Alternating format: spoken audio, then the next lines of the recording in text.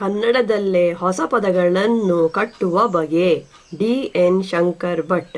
English ಪದಗಳಿಗೆ ಕನ್ನಡ ಪದಗಳು.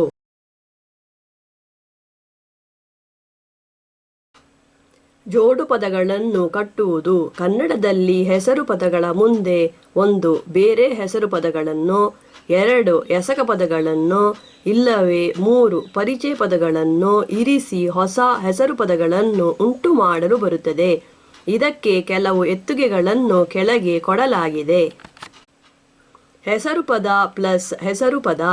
ಮನೆಗೆಲಸ, ಕಣ್ಣು ಸನ್ನೆ, ಕೈಕೊಡಲಿ, ನೂಲೇಣಿ, ಮರಗಾಲು, ಜೇನುಹುಳ, ತಪ್ಪು ಕಾಣಿಕೆ, ತಲೆಗೂದಲು, ಕಣ್ಣೀರು.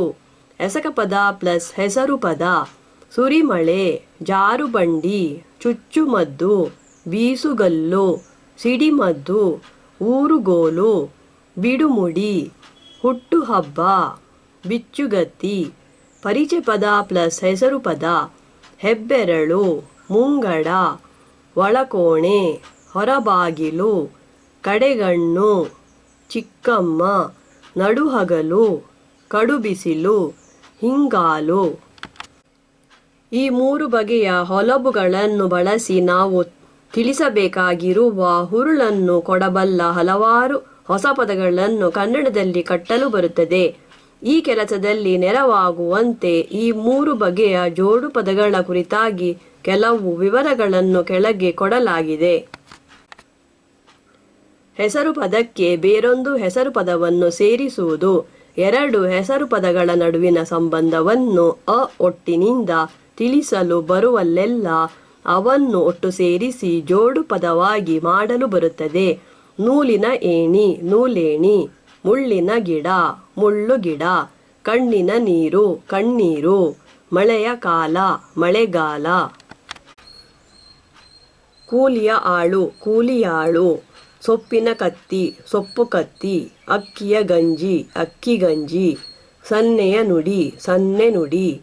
ಹೂವಿನ ಗಿಡ, ಹೂಗಿಡ. ನಾರಿನ ಬಟ್ಟೆ, ನಾರು ಬಟ್ಟೆ. ಮೀನಿನ ಎಣ್ಣೆ, ಮೀನೆಣ್ಣೆ. ಹಣೆಯ ಪಟ್ಟಿ, ಹಣೆಪಟ್ಟಿ. ಇಂತಹ ಜೋಡು ಪದಗಳ ಮೂಲಕ 2 ಬಗೆಯ ಸಂಬಂಧಗಳನ್ನು ತಿಳಿಸಲು ಬರುತ್ತದೆ. ಅವುಗಳಲ್ಲಿ ಬಂದಿರುವ ಮೊದಲನೆಯ ಹೆಸರು ಪದದಿಂದ ನೇರವಾಗಿ 2ನೆಯ ಹೆಸರು ಪದ ಗುರುತಿಸುವ ಪಾಂಗಿನ ಪರಿಚಯನ್ನು ತಿಳಿಸುವುದು ಒಂದು ಬಗೆ ಮತ್ತು ಒಂದು ಎಸಕವನ್ನು ಬಳಸಿ ತಿಳಿಸುವುದು ಇನ್ನೊಂದು ಬಗೆ. ಎತ್ತುಗೆಗಾಗಿ ಜೇಡಿ ಮಣ್ಣು ಎಂಬ ಜೋಡು ಪದದಲ್ಲಿ ಮಣ್ಣು ಎಂತಹದು ಎಂಬುದನ್ನು ಜೇಡಿ ಎಂಬ ಪದ ನೇರವಾಗಿ ತಿಳಿಸುತ್ತದೆ. ಇದಕ್ಕೆ ಬದಲು ಕಣ್ಣೀರು ಎಂಬುದರಲ್ಲಿ ನೀರು ಎಂತಹದು ಎಂಬುದನ್ನು ಕಣ್ಣು ಪದ ನೇರವಾಗಿ ತಿಳಿಸುವುದಿಲ್ಲ. ಒಸರು ಎಂಬ ಎಸಕದ ಮೂಲಕ ಕಣ್ಣಿನಿಂದ ಒಸರುವ ನೀರು ಎಂಬುದಾಗಿ ತಿಳಿಸುತ್ತದೆ. ಇಂತಹ 2 ಬಗೆಯ ಜೋಡು ಪದಗಳಿಗೆ ಕೆಲವು ಎತ್ತುಗೆಗಳನ್ನು ಕೆಳಗೆ ಕೊಡಲಾಗಿದೆ. ಕ. ನೇರವಾಗಿ ಪರಿಚಯನ್ನು ತಿಳಿಸುವ ಜೋಡು ಪದಗಳು. ದಿಡ್ಡಿ ಬಾಗಿಲು, ಎದೆಕಿಚ್ಚು, ತೊಗಲು ಹಾಳೆ, ಗೇರು ಬೀಜ, ಬಿದಿರು ಮೆಳೆ, ಜೇಡಿ ಮಣ್ಣು, ತವರು ಮನೆ, ಸೋರೆ ಬುರುಡೆ, ಬಾನಂಚು, ಅಕ್ಕಿಕಾಳು. ಚ. ಎಸಕವನ್ನು ಬಳಸಿ ಪರಿಚಯನ್ನು ತಿಳಿಸುವ ಜೋಡು ಪದಗಳು. ಕಣ್ಣೀರು, ಕಣ್ಣಿನಿಂದ ಒಸರುವ ನೀರು. ಜೇನುಹುಳ, ಜೇನು ಕಲೆ ಹಾಕುವ ಹುಳ. ಮುಳ್ಳುಗಿಡ, ಮುಳ್ಳುಗಳಿರುವ ಗಿಡ. ಮಳೆಗಾಲ, ಮಳೆ ಬರುವ ಕಾಲ. ಹೂಗಿಡ, ಹೂ ಬಿಡುವ ಗಿಡ. ಬಾಗಿಲಾಳು, ಬಾಗಿಲನ್ನು ಕಾಯುವ ಆಳು. ಕೂಲಿಯಾಳು, ಕೂಲಿ ಮಾಡುವ ಆಳು. ಸೊಪ್ಪು ಕತ್ತಿ, ಸೊಪ್ಪು ತರಿಯುವ ಕತ್ತಿ. ಟ. ಈ 2ನೆಯ ಬಗೆಯ ಜೋಡು ಪದಗಳಲ್ಲಿ ಎಸಕವನ್ನು ಮತ್ತು ಅದನ್ನು ನಡೆಸುವವರನ್ನು 2ನೆಯ ಹೆಸರು ಪದವೇ ತಿಳಿಸುವಂತಹವು ಇವೆ ಎಂಬುದನ್ನು ಕೆಳಗೆ ಕೊಟ್ಟಿರುವ ಎತ್ತುಗೆಗಳಲ್ಲಿ ಕಾಣಬಹುದು. ಕಲ್ಲು ಕುಟಿಗ, ಕಲ್ಲನ್ನು ಕುಟಿಯುವ ಮಂದಿ. ಹಣಪಡೆಗ, ಹಣವನ್ನು ಪಡೆಯುವ ಮಂದಿ. ನಾಡಾಳುವ, ನಾಡನ್ನು ಆಳುವ ಮಂದಿ. ನೋವಳಿಕ, ನೋವನ್ನು ಅಳಿಸುವ ಮದ್ದು. ಕಳೆಕುಲಿ, ಕಳೆಯನ್ನು ಕೊಲ್ಲುವ ಮದ್ದು. ಬಯಲಾಟ, ಬಯಲಲ್ಲಿ ಆಡುವ ಆಟ. ಎರಡು ಹೆಸರು ಪದಗಳ ನಡುವೆ ಹೋಲಿಕೆಯ ಸಂಬಂಧವಿರುವಲ್ಲೂ ಅವೆರಡನ್ನು ಸೇರಿಸಿ ಜೋಡು ಪದಗಳನ್ನು ಉಂಟು ಮಾಡಲು ಬರುತ್ತದೆ. ಎತ್ತುಗೆಗಾಗಿ ಕೆಂಡಗಣ್ಣು ಎಂಬುದು ಕೆಂಡದ ಕಣ್ಣನ್ನು ಗುರುತಿಸುವುದಿಲ್ಲ. ಅದು ಕೆಂಡದ ಹಾಗೆ ಕೆಂಪಾಗಿರುವ ಕಣ್ಣನ್ನು ಗುರುತಿಸುತ್ತದೆ. ಇಂತಹ ಕೆಲವು ಜೋಡು ಪದಗಳನ್ನು ಕೆಳಗೆ ಕೊಡಲಾಗಿದೆ. ಕಲ್ಲಿನಂತಹ ಎದೆ, ಕಲ್ಲೆದೆ. ತಾಯಿಯಂತಹ ಬೇರು, ತಾಯಿ ಬೇರು. ಆನೆಯಂತಹ ಕಲ್ಲು, ಆನೆಗಲ್ಲು. ಕೈಯಂತಹ ಕಂಬ, ಕೈಕಂಬ. ಮೇಲೆ ಕೊಟ್ಟಿರುವ ಜೋಡು ಪದಗಳಲ್ಲಿ ಹೋಲಿಕೆಗಾಗಿ ಮೊದಲನೆಯ ಹೆಸರು ಪದವನ್ನು ಬಳಸಲಾಗಿದೆ. ಎರಡನೆಯ ಹೆಸರು ಪದವನ್ನು ತುಪ್ಪದಂತಹ ಜೇನು, ಜೇನುತುಪ್ಪ. ಇಲ್ಲವೇ ಎರಡು ಹೆಸರು ಪದಗಳನ್ನು ಇಲಿಯ ಕಿವಿಯಂತಹ ಎಲೆ ಇರುವ ಹಂಬು, ಇಲಿಕಿವಿ. ಹೋಲಿಕೆಗಾಗಿ ಬಳಸಿರುವ ಜೋಡು ಪದಗಳು ಕನ್ನಡದಲ್ಲಿ ಬಳಕೆಯಲ್ಲಿವೆ. ಮೇಲಿನ ಹೊಲಬುಗಳನ್ನು ಬಳಸಿ ಹೊಸ ಪದಗಳನ್ನು ಕಟ್ಟಲು ಬರುತ್ತದೆ. ಹೆಸರು ಪದಕ್ಕೆ ಎಸಕ ಪದವನ್ನು ಸೇರಿಸುವುದು. ಹೆಸರು ಪದದ ಮೊದಲು ಎಸಕ ಪದ ಬಂದಿರುವ ಜೋಡು ಪದಗಳನ್ನು ಮುಖ್ಯವಾಗಿ ಎರಡು ಬಗೆಯ ಹುರುಳುಗಳನ್ನು ತಿಳಿಸಲು ಬಳಸಬಹುದು. ಒಂದು, ಅವುಗಳಲ್ಲಿ ಬಂದಿರುವ ಎಸಕ ಪದದ ಮೂಲಕ ಬಳಕೆಯಲ್ಲಿರುವ ಎಸಕವನ್ನು ತಿಳಿಸಬಹುದು. ಇಲ್ಲವೇ ಎರಡು, ಒಮ್ಮೆ ನಡೆದ ಎಸಕವನ್ನು ತಿಳಿಸಬಹುದು.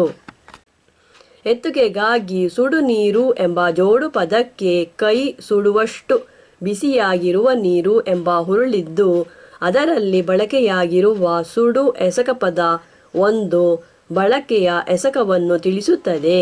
ಇದಕ್ಕೆ ಬದಲು ಸುಡುಗಾಯ ಎಂಬ ಜೋಡು ಪದಕ್ಕೆ ಸುಟ್ಟುದರಿಂದಾಗಿ ಆದ ಗಾಯ ಎಂಬ ಹುರುಳಿದ್ದು ಅದರಲ್ಲಿ ಬಳಕೆಯಾಗಿರುವ ಸುಡು ಎಸಕ ಪದ ಒಮ್ಮೆ ನಡೆದ ಎಸಕವನ್ನಷ್ಟೇ ತಿಳಿಸುತ್ತದೆ.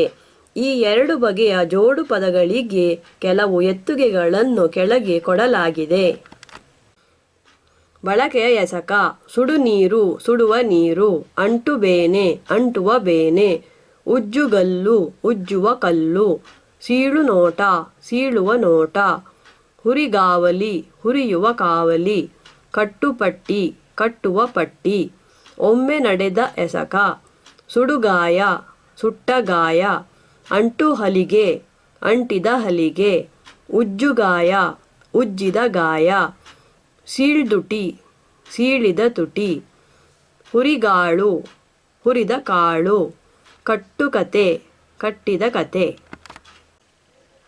ಎಸಕಗಳಲ್ಲಿ ಬೇರೆ ಬೇರೆ ಪಾಂಗುಗಳಾಗಿ ಬರುವ ಹೆಸರು ಪದಗಳನ್ನು ಇಂತಹ ಜೋಡು ಪದಗಳ ಮೂಲಕ ಹೆಸರಿಸಲು ಬರುತ್ತದೆ. ಎತ್ತುಗೆಗಾಗಿ ಹುರಿಗಡಲೆ ಎಂಬ ಜೋಡು ಪದದಲ್ಲಿ ಕಡಲೆ ಎಂಬುದು ಎಸಕದ ಈಡನ್ನು ತಿಳಿಸುತ್ತದೆ. ಈ ಕಡಲೆಯನ್ನು ಹುರಿದಿದ್ದಾರೆ. ಮತ್ತು ಸೋಸುತಟ್ಟೆ ಎಂಬುದರಲ್ಲಿ ಬಂದಿರುವ ತಟ್ಟೆ ಎಂಬುದು ಎಸಕದ ಜಾಗವನ್ನು ತಿಳಿಸುತ್ತದೆ. ಈ ತಟ್ಟೆಯಲ್ಲಿ ಸೋಸುತ್ತಾರೆ. ಗೋರುಮಣೆ ಎಂಬ ಇನ್ನೊಂದು ಜೋಡು ಪದದಲ್ಲಿ ಮಣೆ ಎಂಬುದು ಎಸಕದ ಸ್ವರೂಪಾಂಗಾಗಿದೆ. ಈ ಮಣೆಯಿಂದ ಗೋರುತ್ತಾರೆ. ಇದಲ್ಲದೆ ಹೋಲಿಕೆಯ ಪತ್ತುಗೆಯಿರುವಲ್ಲೂ ಇಂತಹ ಜೋಡು ಪದಗಳನ್ನು ಬಳಸಲು ಬರುತ್ತದೆ. ಹಾಸುಗಲ್ಲು, ಹಾಸಿದಂತಿರುವ ಕಲ್ಲು. ಈ ರೀತಿ ಎಸಕ ಪದ ಮತ್ತು ಹೆಸರು ಪದಗಳನ್ನು ಒಟ್ಟು ಸೇರಿಸಿ ಜೋಡು ಪದಗಳನ್ನು ಉಂಟು ಮಾಡುವ ಈ ಹೊಲಬು ಕನ್ನಡದಲ್ಲಿ ನೂರಾರು ಹೊಸ ಪದಗಳನ್ನು ಕಟ್ಟುವಲ್ಲಿ ನೆರವಾಗಬಲ್ಲುದು. ಕೆಲವು ಜೋಡು ಪದಗಳಲ್ಲಿ ಬಳಕೆಯಾಗಿರುವ ಎಸಕ ಪದಗಳು ಬರಿಯ ಪರಿಚೆಯನ್ನಷ್ಟೇ ತಿಳಿಸುತ್ತಿದ್ದು ಪರಿಚೆ ಬೇರುಗಳ ಹಾಗೆ ಕಾಣಿಸುತ್ತವೆ. ಎತ್ತುಗೆಗಾಗಿ ನೆರೆ ಎಂಬುದು ಒಂದು ಎಸಕ ಪದವಾಗಿದ್ದು ಅದಕ್ಕೆ ಒಟ್ಟು ಸೇರು, ಹತ್ತಿರ ಬರು ಎಂಬ ಹುರುಳಿದೆ. ಆದರೆ ಇದೇ ಪದವನ್ನು ನೆರೆಮನೆ, ನೆರೆಯೂರು, ನೆರೆಹಳ್ಳಿ ಮೊದಲಾದ ಜೋಡು ಪದಗಳಲ್ಲಿ ಬಳಸಿದಾಗ ಅದು ಪಕ್ಕದ, ಹತ್ತಿರದ ಎಂಬ ಹುರುಳು ಕೊಡುವ ಒಂದು ಪರಿಚೆ ಬೇರಿನ ಹಾಗೆ ಕಾಣಿಸುತ್ತದೆ.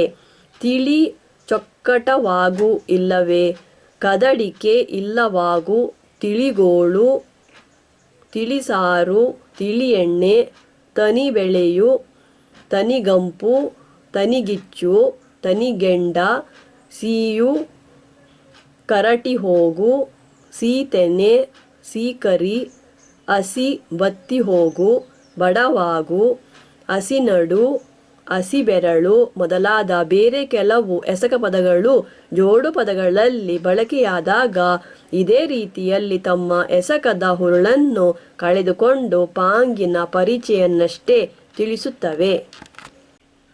ಎಸಕ ಪದಗಳ ಪರಿಚಯ ರೂಪವನ್ನು ಹೆಸರು ಪದಗಳ ಮೊದಲು ಹೆಸರು ಕಂತೆಗಳಲ್ಲಿ ಬಳಸಲು ಬರುತ್ತದೆ. ಎತ್ತುಗೆಗಾಗಿ ಮಾಡಿದ ಕೆಲಸ, ತಿನ್ನುವ ಹಣ್ಣು, ಬೇಡದ ಕೆಲಸ ಎಂಬಂತಹ ಪದಕಂತೆಗಳನ್ನು ಗಮನಿಸಬಹುದು.